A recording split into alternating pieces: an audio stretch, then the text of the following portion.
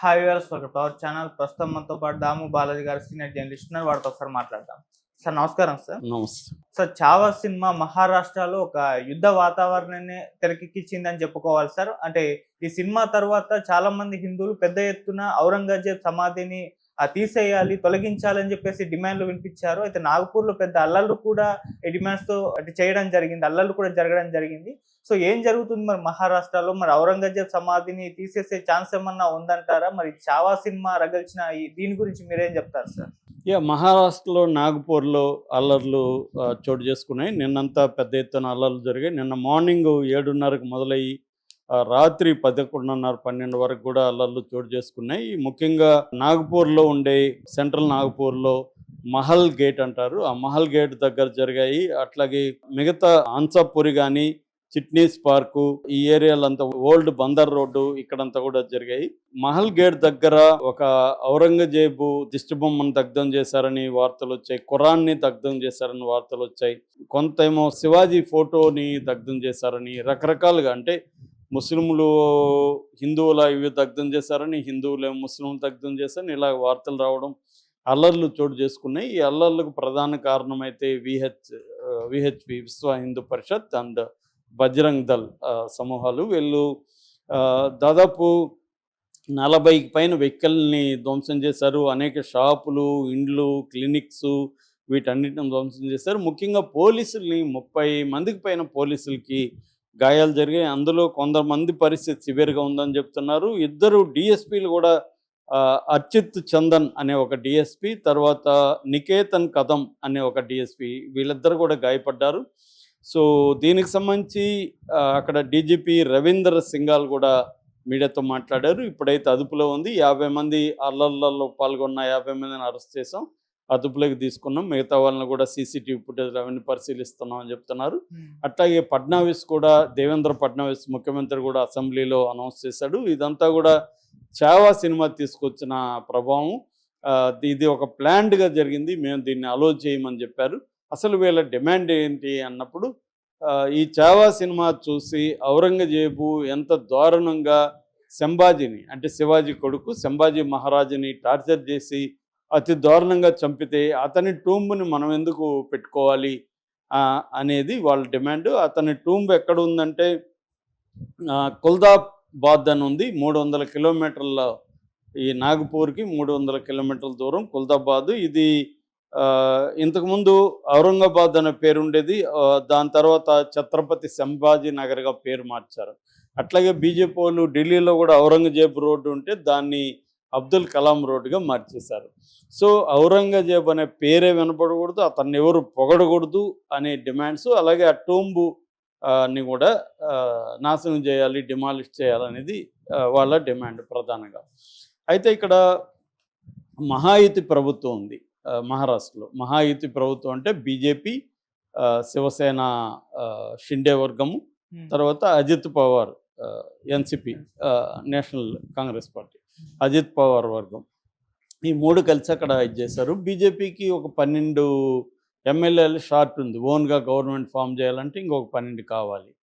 So ఇక్కడ రకరకాల వాదనలు ఉన్నాయి. అసలు బీజేపీనే ఎలర్లు కారణమని ఒక వాదన.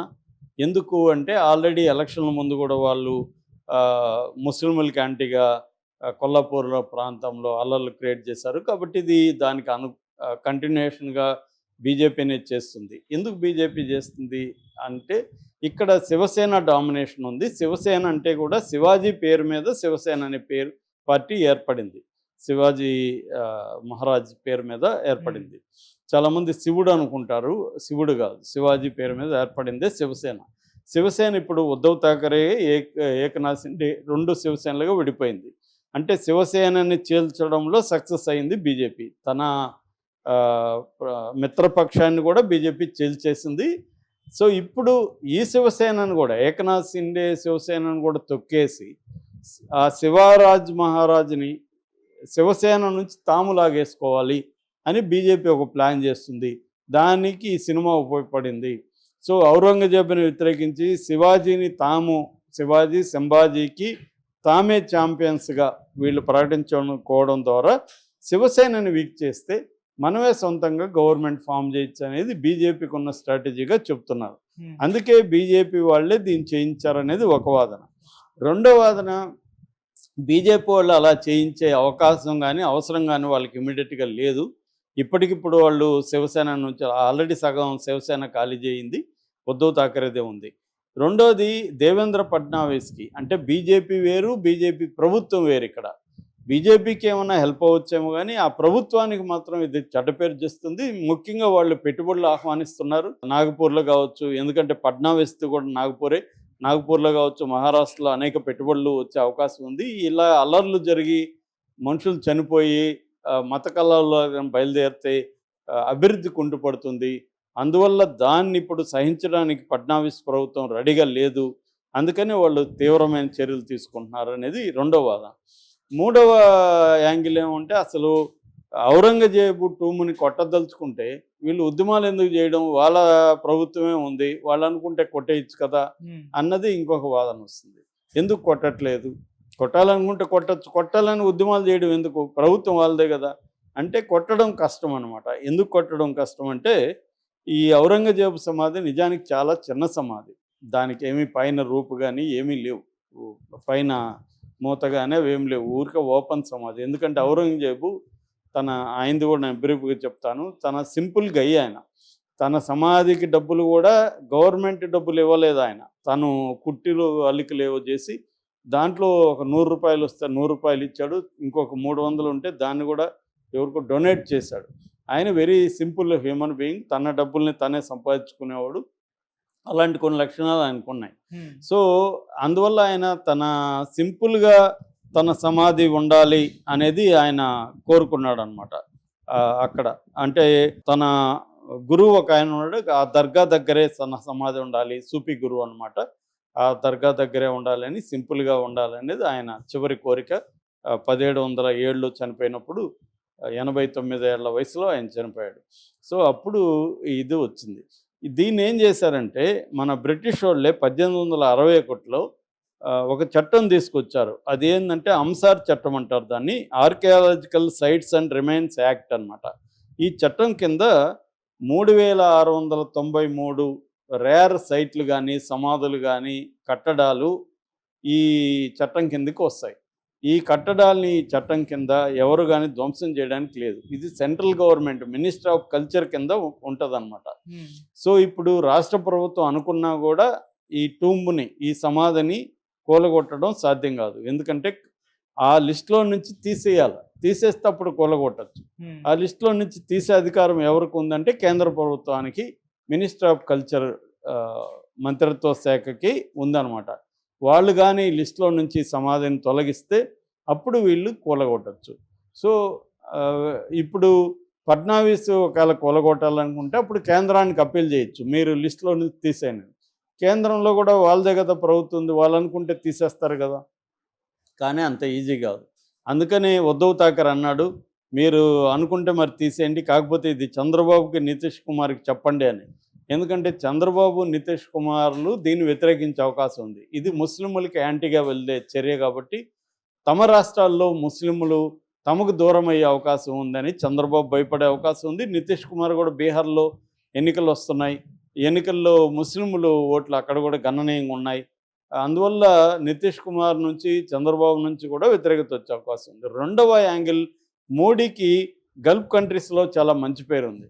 సౌదీ అరేబియా లాంటి దేశాల్లో కూడా హిందూ టెంపుల్స్ ఉంటున్నాయి, అలో చేస్తున్నారు. ఇప్పుడు కానీ ఇది కొలగొడితే అక్కడ నుంచి మోడీ మీద ప్రెజర్ వచ్చే అవకాశం ఉంది. ముస్లిం స్టేట్స్ కంట్రీస్ నుంచి మోడీకి ప్రెజర్ వచ్చే అవకాశం ఉంది. అందువల్ల మోడీ కానీ లేకపోతే మహారాష్ట్ర ప్రభుత్వం కానీ ఈ సమాధిని కూలగొట్టే పరిస్థితి లేదు.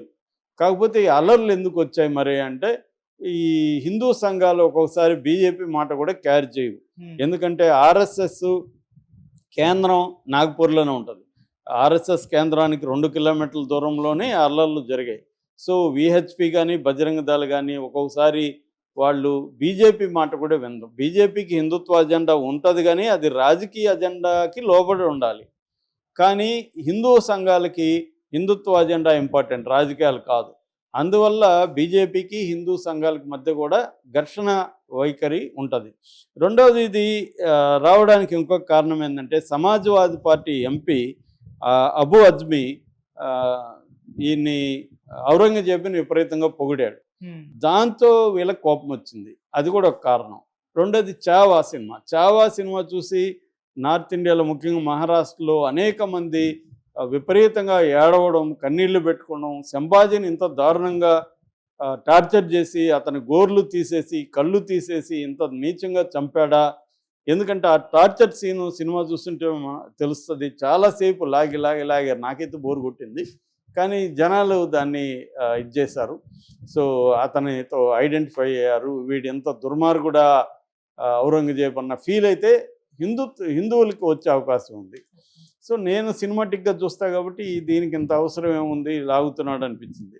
కానీ వాళ్ళకైతే ఆ ఫీలింగ్ వచ్చింది. సో ఈ కారణాల వల్ల ఈ టూమ్ని ధ్వంసం చేయాలనుకున్నారు, కానీ టూమ్ ధ్వంసం జరగదు. ఎందుకంటే ఇందాక చెప్పిన కారణాలు. అసలు ఔరంగజేబు చనిపోయి ఎంతకాలం అయింది? 320 సంవత్సరాలు అయింది. 320 సంవత్సరాల తర్వాత అప్పుడు ఏమి జరిగిందో, అప్పుడు ఔరంగజేబు ఎవరిని ఎందుకు చంపాడో ఇప్పుడు మనకెందుకు. అప్పుడు ఔరంగజేబు వారసులు ముస్లింలు కాదు, సంభాజీ వారసులు హిందువులు కాదు. సంభాజీ ఒక రాజు, శివాజీ ఒక రాజు, ఔరంగజేబు ఒక రాజు. మొఘలులు మనల్ని హుమయూన్ దగ్గర నుంచి పరిపాలించుకుంటూ వచ్చారు.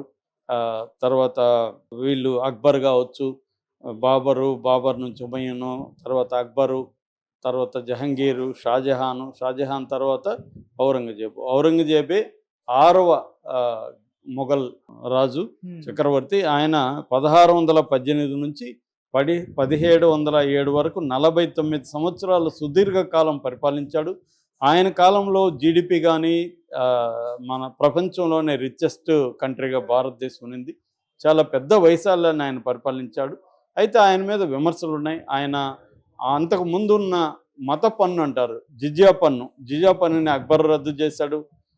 అక్బర్ కానీ, ఆ తర్వాత వచ్చిన జహంగీర్ కానీ, తర్వాత వచ్చిన షాజహాన్ కానీ వీళ్ళు కొంతవరకు లిబరల్గా ఉన్నారు. ఎందుకంటే రూరల్స్ మైనారిటీ, ప్రజలు మెజారిటీ కాబట్టి వాళ్ళు ఏం చేశారంటే మనం మెజారిటీ ప్రజలకి అనుకూలంగా ఉండాలని చెప్పి హిందూ రాణుల్ని పెళ్లి చేసుకున్నారు. హిందూ టెంపుల్స్ని డబ్బులు ఇచ్చారు, వాళ్ళకి టెంపుల్స్కి దానాలు చేశారు. తమ సామ్రాజ్యంలో కూడా మంచి పొజిషన్లో హిందూ వాళ్ళని పదవులు ఇచ్చి పెట్టుకున్నారు. అంటే వాళ్ళు ఈ దేశంలో నివసించారు, ఈ దేశంలో మింగిలైపోయారు, ఈ దేశ సంస్కృతిలో భాగంగా ఉండిపోయారు. ఆ తర్వాత వచ్చిన బ్రిటిష్ వాళ్ళు అలాగా లేరు. వాళ్ళు ఏంటంటే ఈ దేశంలో భాగంగా లేరు, వాళ్ళు మనల్ని తక్కువగా చూడడం, మన సంపదను దోచుకుపోవడం, ఇదే వాళ్ళ టార్గెట్. కానీ ముస్లిం రాజుల, ఇస్లామిక్ రాజుల టార్గెట్ అది కాదు. ఈ దేశంలో ఉండాలనుకున్నారు, ఈ దేశ సంస్కృతిలో భాగం అయ్యారు.